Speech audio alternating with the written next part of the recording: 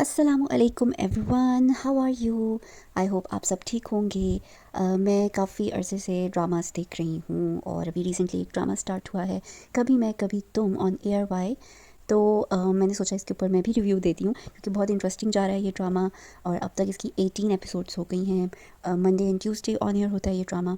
So first तो सबको पता है कि ड्रामे में मेन कैरेक्टर फ़हद मुस्तफ़ा, हानिया आमिर बहुत अच्छे एक्टर्स हैं दोनों और बहुत मैच्योर एक्टर्स हैं। तो उन्होंने रोल प्ले किया हुआ है। फिर साथ में फ़हद मुस्तफ़ा जो है वो छोटा भाई है इमाद इरफ़ानी, दैट इज़ अदील।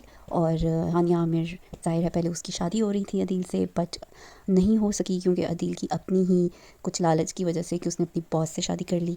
और शर्जीना की शादी हुई मुस्तफ़ा से। मुस्तफ़ा जॉब नहीं करता था, बहुत इसको इतना परफेक्ट भी नहीं दिखाया हुआ था, लेकिन शर्जीना की से शादी के बाद अब उसने जॉब भी स्टार्ट कर दी है और आहिस्ता आहिस्ता शर्जीना उसको चेंज भी कर रही है। तो अब कहानी में ट्विस्ट क्या आया कि Rubab and Adeel are now back in the house और रुबाब ने शर्जीना को डाइनिंग टेबल पे कुछ पैसे दिए अच्छा खाना बनाने पे। तो शर्जीना को ये अच्छा नहीं लगा, लेकिन उस टाइम मुस्तफ़ा ने उसको सपोर्ट भी नहीं किया और वो नाराज़ होकर अपने घर चली गई। तो एपिसोड 18 में इन्होंने दिखाया कि मुस्तफ़ा एंड शर्जीना का पैचअप हो गया है और वो अब घर आ गई है। एंड जो सास हैं उनको ये उन्होंने एक टॉन्ट मार दिया आते साथ ही कि आप गई तो ख़ुद अपनी मर्ज़ी से थी और अब कैसे आ गई। तो ये यहाँ पे जो मुस्तफ़ा ने स्टैंड लिया है अपनी वाइफ के लिए, ये एक मेरे ख़्याल है अच्छे हस्बैंड की निशानी है। और उसने ज़ाहिर है वादा भी किया है शर्जीना से कि वो हर मामले में स्टैंड लेगा और उसने कहा है कि मैं लेकर आया हूँ। तो जी अब नेक्स्ट दिखाते हैं कि ये जो अदील साहब हैं ये अपनी वाइफ रुबाब की फ्रेंड के साथ जी फिर रही हैं। और वैसे एक चीज़ मुझे थोड़ी सी मैंने नोट की कि सुबह से रात हो गई, इन्होंने आर्ट गैलरी देख ली, अब खाना खाने चले गए, और जो इसकी बेगम रुबाब है वो आराम से चैन से बैठी हुई है और हालांकि वो फ़ोन भी कर रही है और ये फ़ोन पिक नहीं कर रहा। तो ऐसी सिचुएशन में तो रुबाब को चाहिए था कि वो इसके पीछे आ जाती, इसको ट्रैक करती। और सबसे बड़ी बात तो मुझे ये हैरत हो रही है कि इतना कुछ ऐसे टाइम पे ऐसे दौर में उसने कोई ट्रैकर नहीं लगाया हुआ है इसके फ़ोन में अदील के। कोई ट्रैकर तो लगाना चाहिए ना ऐसी बेगम को जो हर वक्त आपके पीछे पीछे है और आपके ऊपर नज़र रखे हुए है। तो उसको एक ट्रैकर फिट कर देना चाहिए फ़ोन पे, या किसी से कह दे के लगा दो इसके फ़ोन पे ट्रैकर। और चाहे इसके फ़ोन में ना लगाए, गाड़ी में हो जाता है, कहीं भी ट्रैकर लग सकता है। ट्रैकर तो आजकल वैसे ही बहुत इन है, तो अब उसको पता चल जाना चाहिए कि वो कहाँ गया हुआ है। अब इस सीन में दिखा रही हैं कि शर्जीना से फिर रुबाब साहिबा जो हैं वो बात करने आ चुकी हैं।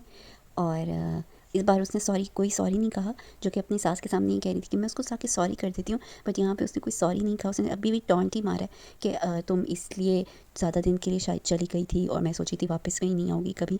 मतलब शौक़ जो है वो रुबाब को होता है इसके शर्जीना से बात करने का। और उसके बाद खुद ही कहती है कि इसको वो एटीट्यूड दिखा रही है, आप बात ही क्यों कर रही हो उससे, आपको पता है कि वो आपको एटीट्यूड दिखाएगी। इससे तो यही पता चल रहा है कि जानबूझ के जो रुबाब है वो बात करती है ताकि कोई ना कोई घर में ऐसी सिचुएशन क्रिएट हो। और यहाँ पे अदील साहब जेलस हो रहे हैं इन दोनों को हंसता हुआ देखकर कि ये दोनों एक साथ हैं, एक साथ मुस्कुरा रहे हैं, हंस रहे हैं। अदील साहब के अंदर दिल में जो है ना वो कुछ वो लावा उबल रहा है कि ऐसा क्यों हो रहा है कि ये दोनों ज़िंदगी जी रहे हैं और मैं हूँ जो अपने बेगम के इशारों पे नाच रहा हूँ, और ये दोनों अपना मस्ती में ज़िंदगी जी रहे हैं। ये जो सीन दिखाया है that is very very very dramatic. यानी रियलिटी में भी ऐसा होता है कि वाइफ़ कुछ भी ना एक्सपेक्ट करे अपने हस्बैंड से, बस प्यार मोहब्बत ही एक्सपेक्ट करे, लेकिन बहुत कम ऐसे होता है। ज़्यादातर जो बीवियाँ होती हैं वो अपने हस्बैंड से बहुत ज़्यादा कुछ एक्सपेक्ट करती हैं। ऐसा नहीं होता कि सिर्फ आप ये कह दें कि मोहब्बत ही चाहिए थी और बस कुछ नहीं चाहिए था। नहीं, लाइफ़ में और बहुत सारी चीज़ें होती हैं जो चाहिए होती हैं। प्रैक्टिकल लाइफ़ में आपको बहुत सारी चीज़ों का सामना करना पड़ता है। खैर इस सीन में दोनों ने थोड़ा सा इस तरह की सिचुएशन दिखा दी, बट ओवरऑल सर शर्जीना बहुत अच्छी बीवी दिखाई है जो सारा घर का काम भी करती है, जो सबका ख्याल भी रखती है, जॉब भी करती है, पढ़ भी रही है, वेरी एनर्जेटिक है, जो कि एक लड़की ये सब कुछ कर नहीं सकती। That is very very unrealistic kind of situation, I think so, but दिखाया है इन्होंने इसी तरह। सो यहाँ पे अदील साहब ने अपने रंग दिखाना शुरू कर दिए हैं। जैसे कि इसके जो ससुर हैं उसको ये ख़तरा था कि ये कोई ना कोई घपला करेगा बिज़नेस में, अकाउंट्स में, कुछ ना कुछ इसने उनकी मिस हैंडलिंग करनी है, और अदील साहब वो कर रहे हैं और ऐसे करेंगे किसी को पता भी नहीं चल रहा।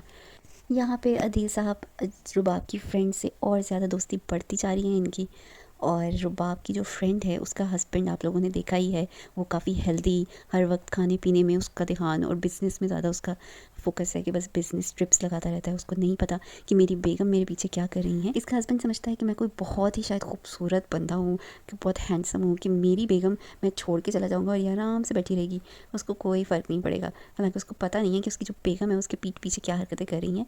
एंड ये लड़की जो है वो अब अदील के साथ फ्रेंडशिप कर रही है, और एंड में मुझे जो फ़ील होता है वो ये कि ये खुद ही ये लड़की अपनी फ्रेंड को बता देगी कुछ ना कुछ, जो कह रही है कि नहीं नहीं तुम मेरे ऊपर भरोसा कर सकते हो। In the end she will spill the beans, and Adeel साहब को तब पता चलेगा कि आप जो इतनी इतनी बेगम की बुराइयां कर रहे हैं ना इस उसकी दोस्त से, ये आप को महंगा पड़ गया। अब जो इंटेंस सीन आने वाला है, जैसे कि नेक्स्ट प्रोमो में दिखा देते हैं, टीज़र में, कि क्या होने वाला है नेक्स्ट एपिसोड में, कि लड़ाई होने वाली है बहुत बड़ी अभी अदील और मुस्तफ़ा के दरमियान, तो वो सीन आने वाला है। इसमें भी रुबाब साहिबा ने जो है वो माचिस की तीली लगाई है, तो रुबाब साहिबा ने शर्जीना की फैमिली की बेइज्जती कर दी है, और शर्जीना अब उसको आके कुछ कह रही है तो वो बड़े आराम से, बड़े रिलैक्स होके उसको टॉन्ट कर रही हैं और आगे से जवाब भी दे रही हैं। लेकिन जो सास साहिबा हैं वो अपनी बड़ी बहू के साथ खड़ी हैं, क्योंकि हालांकि सास को भी पता है कि बात जो है वो रुबाब ने स्टार्ट की है, बट पैसा बोल रहा है यहाँ पे। सास कह रही हैं कि जी ये वाली बहू मेरे साथ रहे तो ज़्यादा अच्छा है, मेरा बेटा, और ये वाली बहू जो है वो मुझे पैसे दे रही हैं। मतलब यहाँ इन्होंने सोसाइटी में माँ का ऐसा रोल दिखाया हुआ है कि माँ उस बहू को सपोर्ट कर रही है जिसके पास दौलत है, जिसके पास पैसे हैं। मतलब उस बेचारी को नहीं सपोर्ट कर रही जो बेचारी सारा दिन आपकी खिदमत कर रही है, आपके लिए खाने बना रही है, और आपके बेटे को भी सुधार रही है साथ में, और आपके शौहर को भी देख रही है, उनके लिए परहेज़ी खाने भी बना रही है।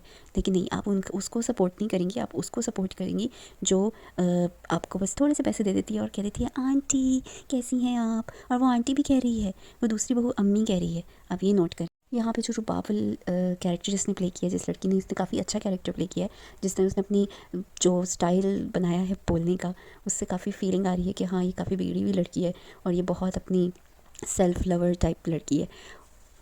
देखिए, हर सिचुएशन में बंदे की एक होती है बर्दाश्त। अगर आपकी बर्दाश्त से बाहर कोई बात हो जाए तो आप ज़ाहिर है रिएक्ट तो करेंगे।